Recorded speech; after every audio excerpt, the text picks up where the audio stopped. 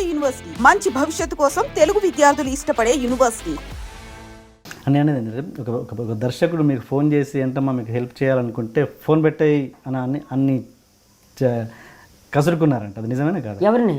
ఒక దర్శకుడు ఎవరు ఫోన్ చేసి మీకు హెల్ప్ చేస్తాను ఎలా హెల్ప్ కాదు, దాసరి నారాయణరావు గారు అని డైరెక్టర్ ఉన్నారు కదండి, ఆయన ఎవరికో 10,000 20,000 ఇస్తున్నాడంట ఒక టైంలో ప్రోగ్రాంలో. Okay okay. ఆ సాయిరావు చరిత్రలు ఎంత తమాషాగా ఉంటాయంటే, హైదరాబాద్ అనే ఊరి ఎలా వచ్చిందో ఆ పేరు కానీ వాళ్ళు అక్కడే పుట్టి అక్కడే పెరిగిన లెవెల్లో మాట్లాడితే మెడ్రాస్లో మేమంతా చచ్చిపోయిందే రమాప్రభ. రోజుకు 10 సినిమాలు యాక్ట్ చేసిన రమాప్రభ చచ్చిపోయిందే, ఇంకా బతికే ఉన్నాను కదా.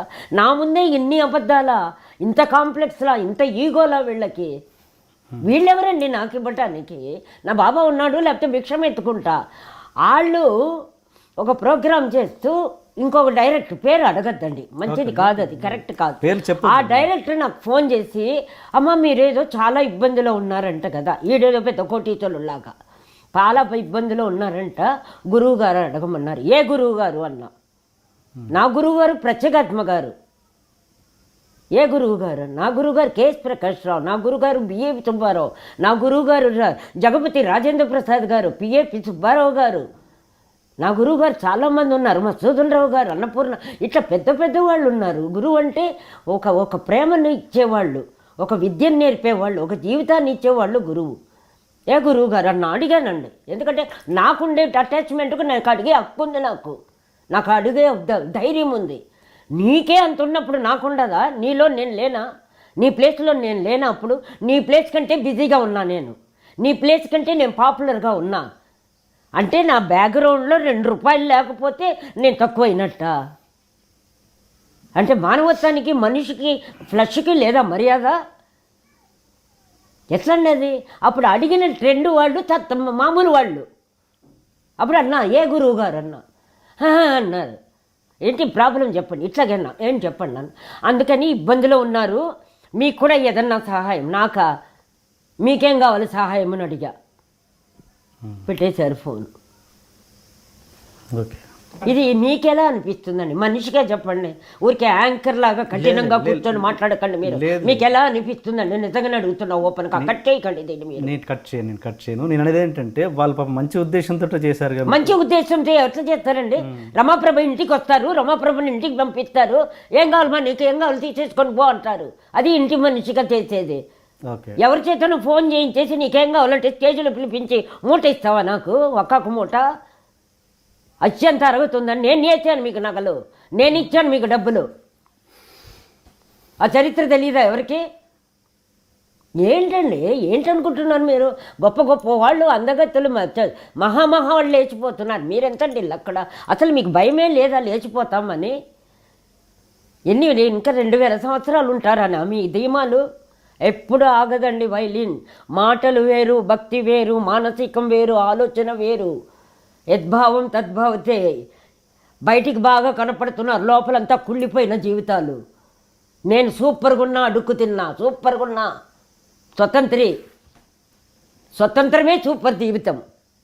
నాకు ఇష్టం ఉంటే రోడ్లో పడుకుంటాను, నాకు రోడ్డు ఇష్టం ఉంటే సూపర్గా. రాజమండ్రి ఇప్పుడు ఏదో గోదావరి ఏదేది ఇప్పుడు రాజది వస్తా ఉంది, ఏంటి అమరావతి, అక్కడికి వెళ్ళి పడుకుంటా. మీరు రావండి సిగ్గుతో, నాకేంది? మీరు రావండి సిగ్గుతో. నా తర్వాత అండి 53-54 ఏళ్ళైంది నేను సినిమాకు వచ్చి, చిన్న చరిత్ర. 50 ఏళ్ల నుంచి ఈ రోజు వరకు ఒక్కరోజు కూడా బాబా నన్ను ఖాళీగా పెట్టలేదండి. ఈ రోజు వరకు నన్ను పెట్టలా. ఏ హీరోయిన్ కూడా లేదండి. చాలా గొప్పగా చెప్పగలుగుతా. ఏమో హీరోయిన్ చాలామంది అంటుంటారు, ఒక 10 పిక్చర్లు చేసేసి హీరోయిన్ కథలే చెప్తారు. నేను హీరోయిన్, నిజ జీవితంలోనూ హీరోయిన్, నా పర్సనల్ ఎంజాయ్మెంట్లోని హీరోయిన్, స్వతంత్రిలో హీరోయిన్.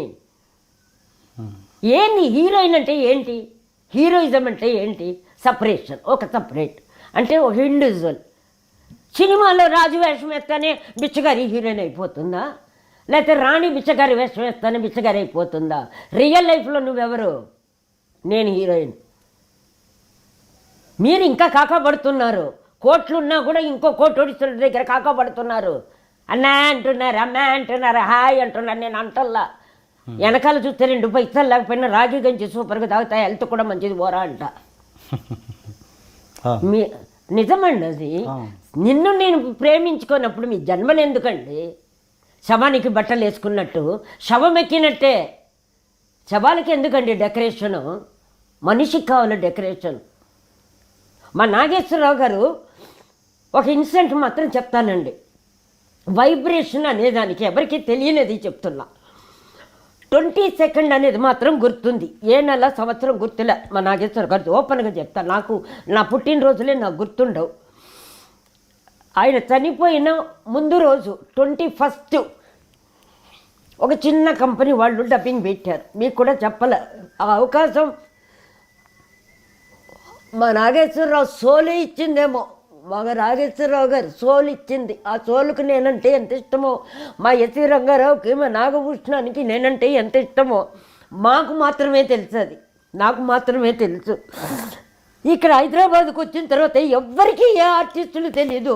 ప్రతి ఆర్టిస్టులు మైక్ నోట్లో దూర్చేసి మీ స్పందన చెప్పంటారు. దరిద్రమైన డైలాగ్లు. స్పందన ఒకటి. స్పందన అంటే మీనింగ్ తెలుసా మీకు? స్పందన ఏంటండి? నీకు నాకు స్పందన ఏంటండి? అన్నీ అబద్ధాలే.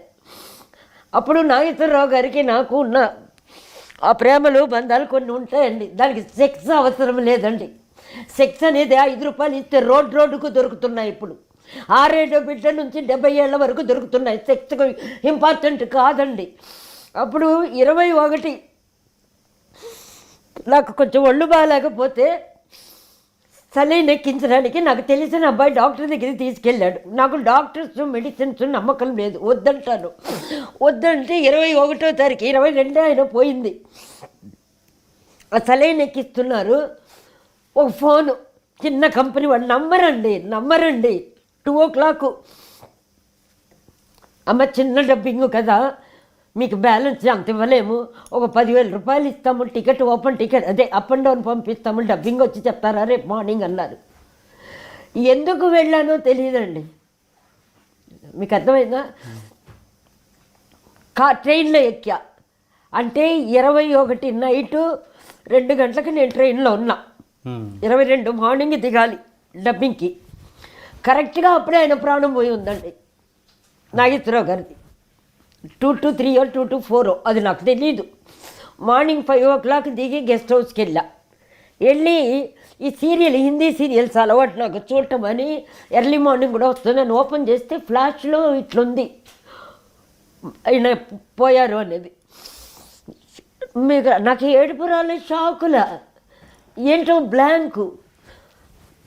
అదేంటి ఇదేంటి చూస్తుంటే ఆ మిడ్ నైట్ పోయి ఉన్నాడు ఆయన.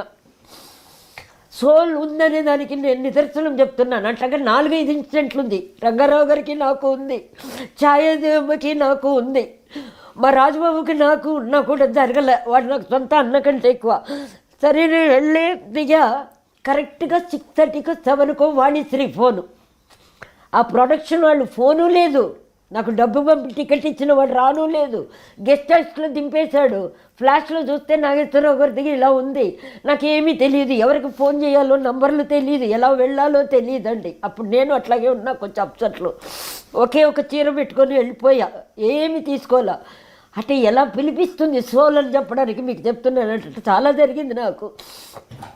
వెళితే వాణిశ్రీ ఫోను, ఏమే నువ్వు ఎక్కడున్నావు, ఇలా అయిందంట. అంటే అవును అని నేను ఇప్పుడు చూశానంటే. నువ్వు ఎక్కడున్నావు అంటే హైదరాబాద్కి ఇప్పుడే వచ్చానన్నా. అయితే 8 o'clock 8:30కి రెడీగా ఉండు, నేను వచ్చి పికప్ చేస్తాననింది. ఎలా చేస్తాననిందండి? ఎవరు చెప్తే చేశారు? ఒక్కటే అక్కడండి. అదే ఆత్మ సంబంధాలకి ఎవరు పిలవక్కర్లా, పోక్కర్లా, వాళ్ళకు వెహికల్స్ బండి ఎక్కర్లా, వచ్చేస్తుంది. ఏదో కారణంతో సోళ్ళు రప్పిస్తుంది. అక్కడి నుంచే నాకు నమ్మకాలు ఎక్కువ అండి. సరేని వెళ్ళామండి. అక్కడికి వెళితే ఆయనకు సంబంధించిన 2-3 మ్యాక్సిమం నన్ను హట్ చేశారు అన్నపూర్ణ స్టూడియోలో. హట్ చేస్తే నేనేం మాట్లాడినండి, ఎప్పుడు ప్రకృతితో చెప్తా, నీ ఇష్టం బాబా, నీ ఇష్టం బాబా, నీ ఇష్టం బాబా అంట. అవమానం మాత్రం పరచకూడదు, నాకు రిజల్ట్ కావాలి అంట, అంతే. ఇంకంతకంటే భక్తిన గబని ఒక ఆర్టిస్టు పరిగెత్తుకొచ్చి నన్ను ఎత్తుకుపోయారు. అక్కడ కూర్చోబెట్టడానికి. లోపలికి రాకూడదు అనేది ఒక ఆవిడ.